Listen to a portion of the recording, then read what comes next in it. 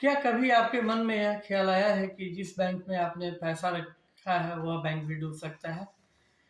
दरअसल 10 मार्च को अमेरिका में सिलिकॉन वैली बैंक के डूबने के बाद बैंकिंग सेक्टर के क्राइसिस में होने की खबरें लगातार आ रही हैं और अब जो खबर आई है वह दुनिया के एक बहुत बड़े बैंक से जुड़ी हुई है।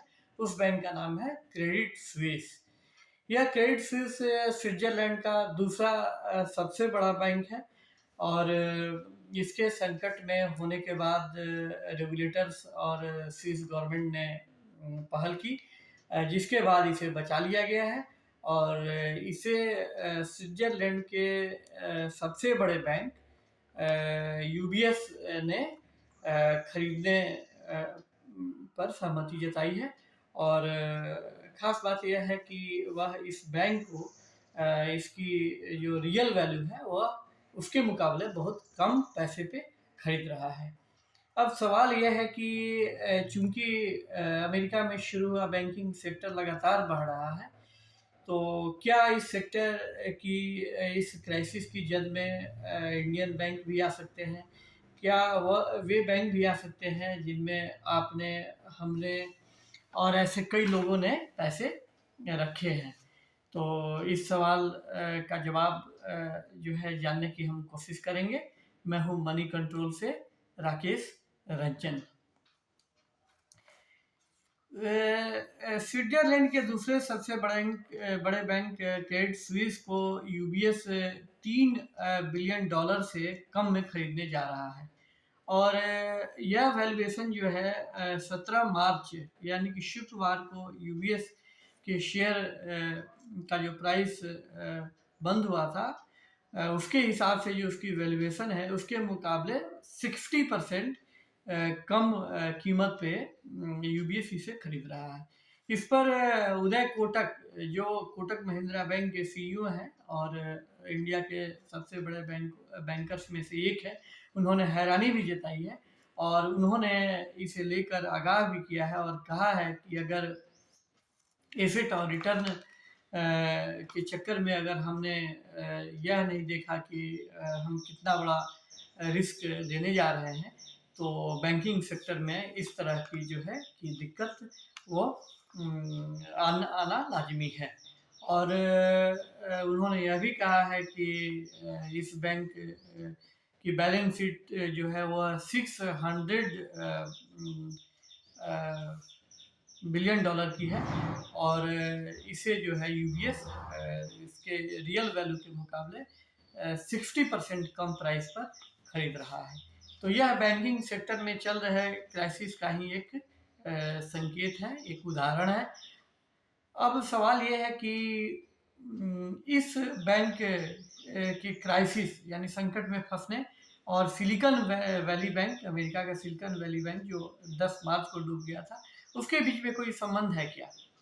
तो सीधे तौर पे कहा जाए तो अमेरिकन बैंकिंग सेक्टर की क्राइसिस और क्रेडिट स्विस के डूबने के बीच सीधा कोई संबंध नहीं है।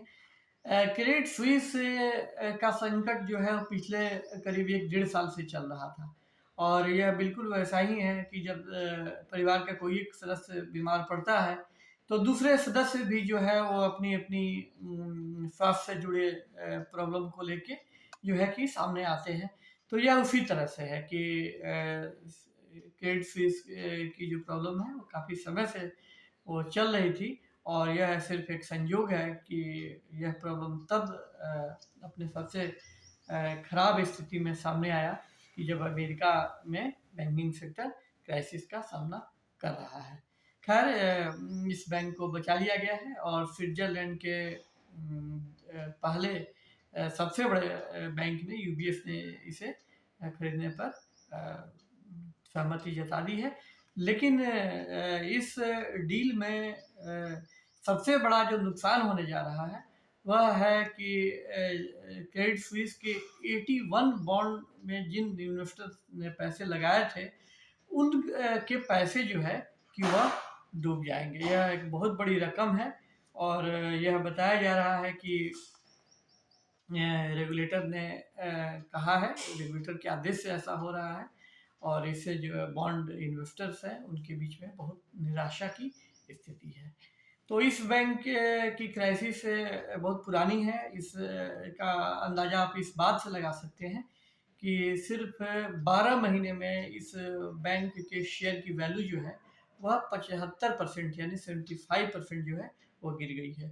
अगर पिछले 6 महीने की बात करें तो इसके शेयर की वैल्यू में करीब 50% से ज़्यादा की गिरावट आई है।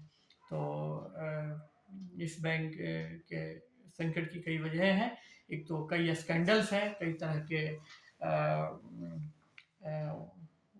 ये है स्कैंडल्स जो लगातार जो है कि इस बैंक से जुड़े मीडिया में आ रहे थे, और इसकी वजह से जो है कि इन्वेस्टर्स के बीच जो है कि इस बैंक की छवि लगातार खराब हो रही थी। और दिसंबर तिमाही में जो चौथी तिमाही होती है तो उसमें इस बैंक को करीब $7.29 बिलियन का नुकसान उठाना पड़ा। और इसके टॉप मैनेजमेंट में लगातार बदलाव होते रहे, तो कभी जो है कि यह बैंक जो है इन्वेस्टर्स का भरोसा नहीं हासिल कर सका। और डिपॉजिट के मामले में भी इस बैंक को पिछले 1.5 साल में काफ़ी नुकसान उठाना पड़ा है। कई बड़े डिपॉजिटर्स ने इस बैंक से पैसे निकाल लिए हैं। अब सवाल ये है कि क्या इंडिया में भी बैंक डूब सकते हैं? जिस बैंक में हमने अपने पैसा रखा है, क्या उन पर भी किसी तरह का खतरा मंडरा रहा है? तो अभी एनालिस्ट का यह कहना है कि इंडियन बैंकिंग सिस्टम काफ़ी मजबूत स्थिति में है, तो इंडियन बैंकिंग सेक्टर को उस तरह का कोई खतरा नहीं है। यह बात काफ़ी हद तक सही है। सही इसलिए है कि इंडिया में रिजर्व बैंक ने और रिजर्व बैंक के गवर्नर्स ने बैंकों की वित्तीय स्थिति को लेकर हमेशा जो है वो सख्त रवैया अपनाया है। और ख़ासकर रघुराम राजन के आरबीआई गवर्नर बनने के बाद से उन्होंने बहुत सख्ती बरती थी, और उनके बाद के गवर्नर्स ने भी उस ट्रेंड को फॉलो किया है। और रघुराम राजन ने इंडियन बैंकिंग सिस्टम में जो एनपीए थे उनको बाहर लाने के लिए, यानी कि बैंकों को यह निर्देश दिया था कि वह एनपीओ को छुपाए नहीं, और जो है कि उसे बाहर लाए, और उससे ये पता चलेगा कि वो सिस्टम में कितना एनपीए है और उससे निपटने के लिए क्या इंतजाम किए जाने चाहिए।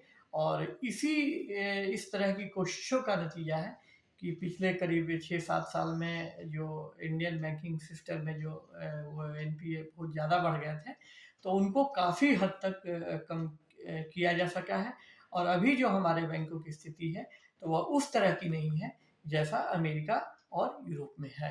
दूसरी बात यह है कि हमारे बैंक जो है वो बॉन्ड में उतना ज़्यादा निवेश भी नहीं करते हैं जितना ज़्यादा अमेरिका और यूरोप के बैंक करते हैं, तो ये अच्छी बात है। और इसके बावजूद भी यह नहीं कहा जा सकता कि हमारा बैंकिंग सिस्टम जो है वह पूरी तरह से सुरक्षित है। इसकी वजह यह है कि ग्लोबल जो फाइनेंशियल सिस्टम है उसमें अगर दुनिया के किसी भी कोने में बड़ी समस्या होती है तो उसका असर हर जगह जो है वो पड़ना तय है। तो हमारे यहाँ भी उसका असर जो है वो पड़ सकता है आगे आने वाले दिनों में। जो है कि यह संकट जो है इंडिया में भी बढ़ सकता है, लेकिन फिलहाल जो है इसके बढ़ने की आशंका नहीं है। जो एक आध दो आशंकाएं हैं उनमें ये है कि इंडियन बैंकिंग सिस्टम में भी पिछले कुछ सालों में देखा गया है कि रिटेल बुक्स इनका बढ़ा है, यानी कि कुल लोन में कॉरपोरेट सेक्टर के मुकाबले रिटेल सेक्टर के लोन की हिस्सेदारी बढ़ी है। तो यह थोड़ा सा चिंता का विषय है। अगर आगे जाकर इन्फ्लेशन बढ़ता है या दुनिया में मुद्रा रिसेशन का खतरा बढ़ता है तो ये थोड़ा सा रिस्क जो है कि वो बढ़ सकता है इंडिया में। दूसरी बात कि हमारे यहाँ भी इन्वेस्टर्स के बीच चिंता बढ़ रही है, तो इसका एक असर यह हो सकता है कि जो छोटे बैंकों के डिपॉजिटर्स हैं वह अपना पैसा निकाल के बड़े बैंकों में वो रख सकते हैं। इससे छोटे बैंकों को दिक्कत हो सकती है, और इस दिक्कत के चलते जो है कि पूरा बैंकिंग सिस्टम पर इम्पैक्ट पड़ सकता है। तो ये छोटी छोटी चीज़ें हैं जो हमारे बैंकिंग सिस्टम में अभी दिख रही हैं, लेकिन कुल मिलाकर बहुत बड़ा खतरा अभी फ़िलहाल नज़र नहीं आ रहा है। यह वीडियो आपको कैसा लगा? अगर यह वीडियो पसंद आया है तो ज़रूर इसे लाइक करें और कमेंट बॉक्स में जाकर इस पर अपनी प्रतिक्रिया भी आप दे सकते हैं। और अगर आप अमेरिका में चल रहे बैंकिंग सेक्टर के बारे में कुछ आपके सवाल हैं तो उसे हम नए वीडियो में लेने की कोशिश करेंगे और बहुत जल्द हम नए टॉपिक्स के साथ आपसे मिलते हैं। तब तक के लिए